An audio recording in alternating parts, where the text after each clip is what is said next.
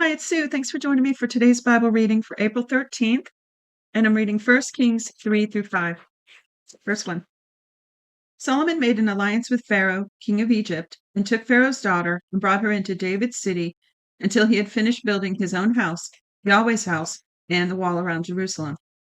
However, the people sacrificed in the high places because there was not yet a house built for Yahweh's name.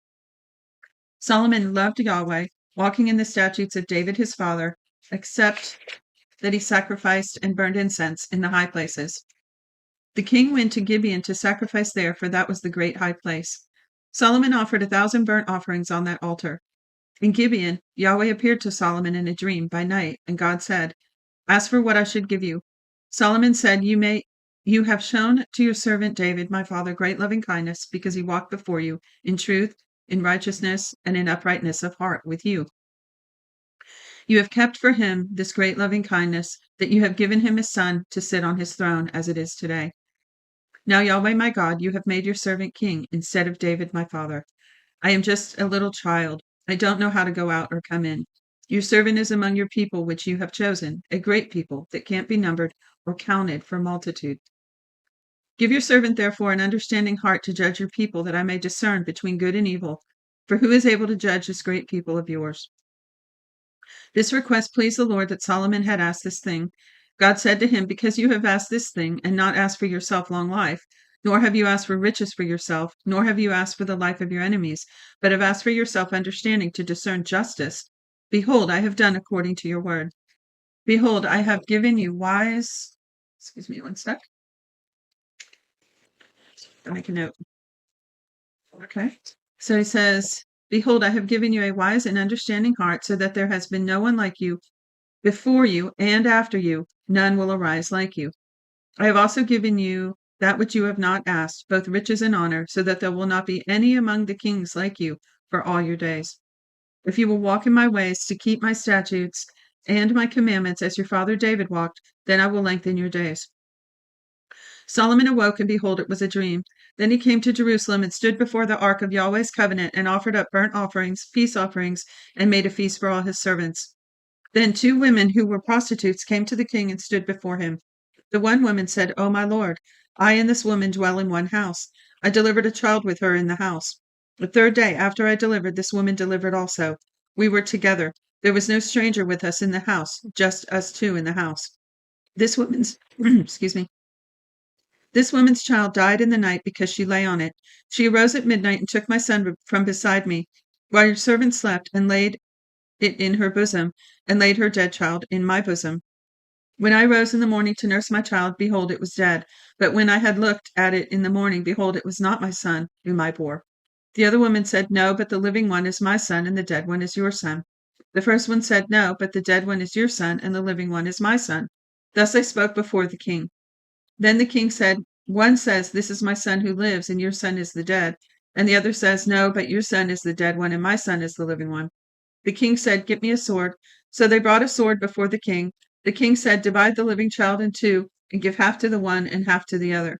Then the woman whose living child was, then the woman whose the living child was, spoke to the king, for her heart yearned over her son. And she said, O my lord, give her the living child, and in no way kill him.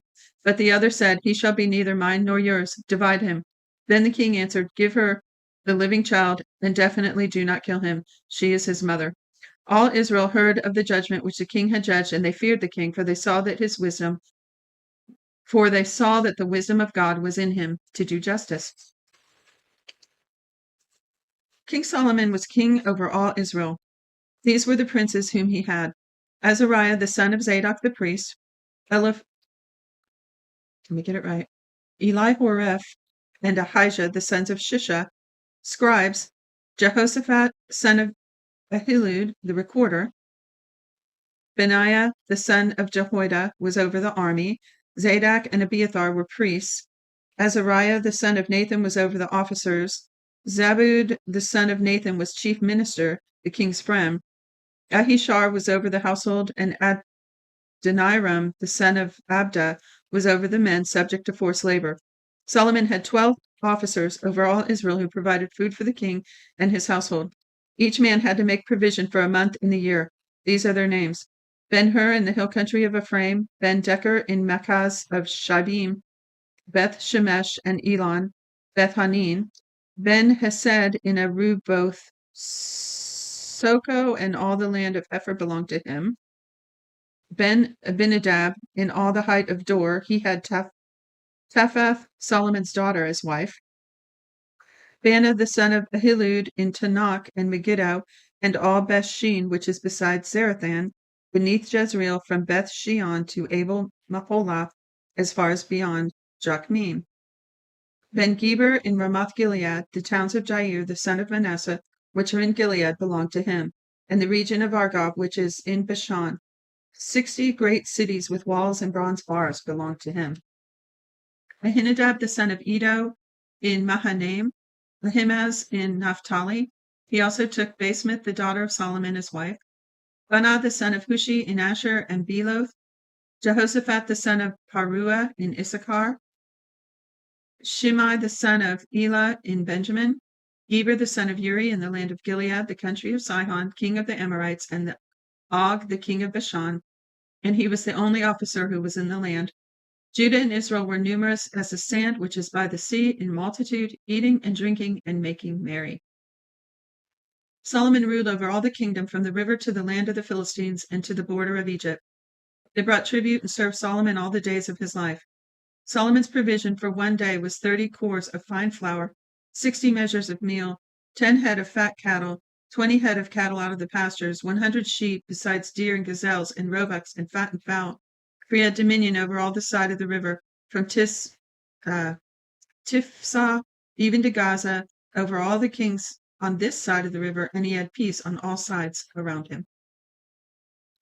Judah and Israel lived safely, every man under his vine and under his fig tree, from Dan even to Beersheba, all the days of Solomon.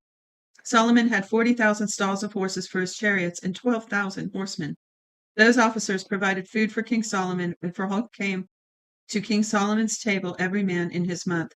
They let nothing be lacking. They also brought barley and straw for the horses and swift steeds to the place where where the officers were, each man according to his duty. God gave Solomon abundant wisdom and understanding, and very great understanding, even as the sand that is on the seashore. Solomon's wisdom excelled the wisdom of all the children of the East and all the wisdom of Egypt.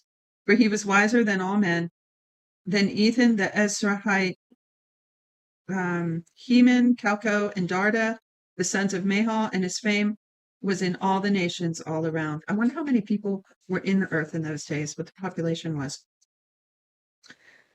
He spoke 3,000 proverbs, and his songs numbered 1,005. He spoke of trees, from the cedar that is in Lebanon even to the hyssop that grows out of the wall. He also spoke of animals, of birds, of creeping things, and of fish. People of all nations came to hear the wisdom of Solomon, sent by all the kings of the earth who had heard of his wisdom. I love those subjects too. The plants, all the horticulture, the cultivating of it, the animals, the insects. I love it all. Chapter 5, verse 1, last chapter for this reading. Hiram, king of Tyre, remember him? We talked about him the other day. Hiram, king of Tyre, sent his servants to Solomon, for he had heard that they had anointed him king in the place of his father, and Hiram had always loved David. Solomon sent to Hiram, saying, You know that David my father could not build a house for the name of Yahweh his God, because of the wars which were around him on every side, until Yahweh put his enemies under the soles of his feet. But now Yahweh my God has given me rest on every side. There is no enemy and no evil occurrence. Behold, I intend to build a house for the name of Yahweh my God, as Yahweh spoke to David my father, saying, Your son who I will set on your throne in your place shall build the house for my name. Now therefore command that the cedar trees be cut for me out of Lebanon. My servants will be with your servants, and I will give you wages for your servants according to all that you say. For you know that there is no one among us who knows how to cut timber like the Sidonians. When Hiram heard the words of Solomon, he rejoiced greatly. There's that great joy again. I need to underline that. And said, Blessed is Yahweh today, who has given to David a wise son to rule over this great people. Hiram sent to Solomon, saying, I have heard the message which you have sent to me, and I will do all your desire concerning timber of cedar and concerning cypress timber. My servants will bring them down from Lebanon to the sea. I will make them into rafts to go by sea to the place you specify, and will cause them to be broken up there, and you will receive them. You will accomplish my desire in giving food for my household.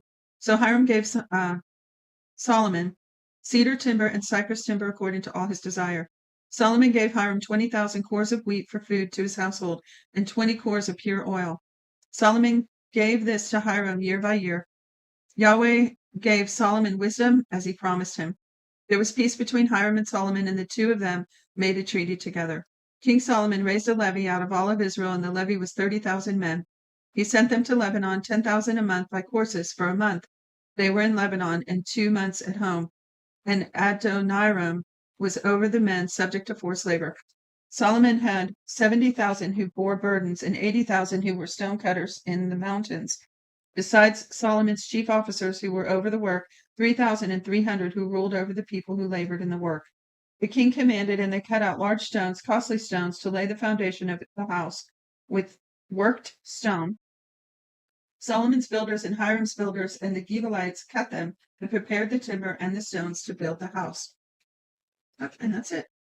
That's it for today's reading. That is 1 Kings 3 through 5 from the World English Bible. Thank you so much for joining me, and I'll see you tomorrow.